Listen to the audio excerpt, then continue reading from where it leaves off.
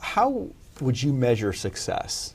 And I know that may be contextual, maybe not. It is. It is for me. It is very contextual. And in the classroom, I consider successes when I reached a student that had not been reached before. And I have memories of those. And lack of success or failure is when we departed our relationship and I had not affected their lives. And in many cases, I can honestly look back and say there were kids, youngsters, learners that I did not reach. And that bothers me still, that we weren't able to work that out. But as I move through the career, success has been defined. And right now, success for me is that we begin to report in very positive ways results for student learning in this country. It is such an important factor for the lives of those youngsters, more so than it has been in our history. And if we don't reach every one of these students, if we don't set high standards for learning, and some folks, when they hear this conversation about setting college and career-ready standards, they say, well, are you being unfair to students? You're pushing them beyond where they are. The ultimate failure of us, all of us in this, is that we put a student through an education process and they're not prepared to face life. And so for me, success right now is all those youngsters getting to a point where they can take that next step in life in a successful way, that they are successful in college. They do begin a career pathway of success, that they begin to interact with folks in society in a way that they're a contributing citizen. Those are the ultimate success factors. Well, that's a long way from those day-to-day successes. So you have to back away from that. And for me, in many ways, there are smaller successes that sort of lead to that larger success. Having strong leaders in the class, in the buildings, those principals are so important to the learning process. They have the hardest job in education today. And supporting them and providing resources around them in a way that's positive and giving them the kind of training and support structure is important.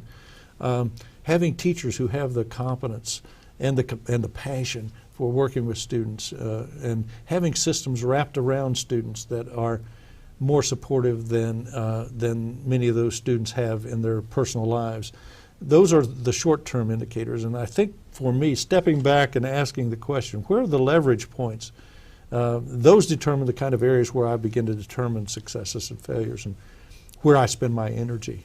One of the biggest things that you were involved with when you were part of the Council of Chief State School Officers was the new standards. Yes. You were instrumental in that, and it's been it's been all kind. I mean, it's been all over the news for years now. It's been controversial. It has. They've been reevaluated in some states and improved upon. As you look back now at that, a few years later, would you have done things differently? Probably done some things differently. I would not have backed away from the ultimate goal that we had established. I landed at the council having been a commissioner in 2 states. And I would say, and most recently in Kentucky, I'd spent 10 years in that state. And we, in earnest, had attempted to set standards for learning. And in all honesty, when I read those standards, they were so broad that if I were a teacher in a classroom, I wouldn't be able to see where the emphasis is. And teachers, in earnest, were trying to cover all those things that we were saying were important in a discipline. But in that attempt, they were covering too much and weren't going deeply into this so that students could develop understanding.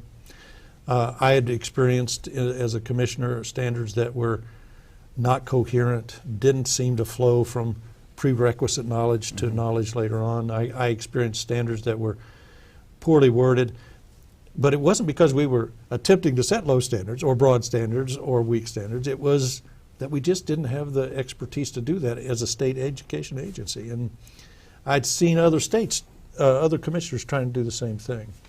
But then also I saw in other states very, very weak standards. You could literally go from one state to another and be redefined in terms of your proficiency levels in learning. So when I approached that agency, I came there with this frustration. And I felt like it wasn't the responsibility of the federal government to solve this problem. There have been some attempts. The first Bush administration had attempted to do some work on this. Clinton's goals through thousands. So there had been attempts to, and frustration. The business community was expressing frustration. But I felt like the right people to do this were the state commissioners of education. And so I still believe today that that's something we should have taken on. And I do believe that we did a good job. Clearly those standards that we established collectively were much better than standards that existed before. Now, the frustrations in this whole process were not about the development process of those standards. I was frankly very surprised that so many states wanted to do this work. But the real issues around the struggle were the outreach to the community, helping people understand why it's important to set these standards of success, how it's important to the students, but to this country in this global world. And we now have, I think, a much better condition in this country. But it's the engagement of the federal government and all of that led to resistance. We've had a number of states question. The end result for me is that we now are a standards-based country. We have much better and realistic and higher standards for our students. They're much more coherent. We have teachers who like them. We need to support those teachers. And I think the success or failure of any work like this, and it was huge and it was massive national effort on the part of states, worthwhile. Still a lot of issues that need to be resolved if we're going to be successful in implementation. So it sounds like the foundation has been set, and you certainly believe that there's room for growth, for analysis of what's been done up to this point and improvement. And those standards are, who knows what kind of revisions need to be made, but those revisions ought to be made by thoughtful researchers who are looking at how they're being implemented, where the successes are in the field.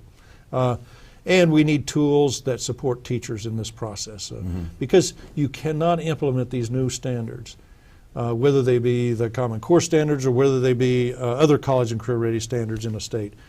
We shouldn't back away from that commitment to these high standards.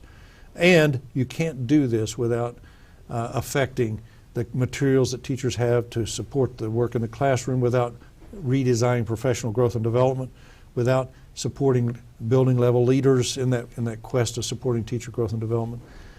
So there are a number of areas where this country is going to have to put resources more effectively and in wiser ways than we have in the past in order to be successful. As you look at your career, and you've been active for quite a while in a variety of roles, and this topic today is about your legacy. How do you want to be remembered in education? I guess it gets back to sort of the personal level. I hope people look at Gene Wilhoit as a person who was anchored in a desire to affect in a positive way the learning of children in this country. And that beyond that sort of passion for learning, applied himself to that and attempted to work with others in honest and open ways to reach this goal. Holding on to those values and not equivocating on this quest for a better future for our country and for our kids, but being willing to be a partner with folks as we get it done. If you were standing before a room full of teachers, principals, district superintendents, state superintendents, what advice or words of encouragement would you give them? We're in difficult times. Education is being talked about extensively. There are elections coming up, and education is a major component of that. I think it's tough to be an educator. It is tough, tougher than it has ever been. And in many cases, teachers are accused of being the responsible agent for what people call the decline of education. It's not really a decline. We're living in a world where there's dramatic change, and it's not just in education. It's occurring across this world. And keep in perspective that this is a major point in history where we're making these kinds of transitions. It's going to require more of us. I would never say to a teacher or an administrator today that life is going to be easier. I think you've got to assume that it's going to be complex, it's going to be difficult. But the engagement of an adult in this process of trying to figure out ways to educate children who are going to be our next generation is the most worthy enterprise that one could be engaged in. There's not something in this society that I think is more important. So first I would say to them, you're doing the right work for this country and for those kids. But we're going to go through changes. What these kids are going to have to do is greater and loftier than what we had to do. And in order to do that, we're going to have to look differently at the world. Be open to these ideas. Be open to change. Apply yourself very directly to the enterprise, but keep the faith. Well, Gene, it's been a pleasure having you on my pleasure ICF to be with Insights. you. Thank you very much. And I do hope that you'll be able to come back again. I'd like to do that. Enjoy it. Yeah. And thank you for joining us on this edition of ICF Insights.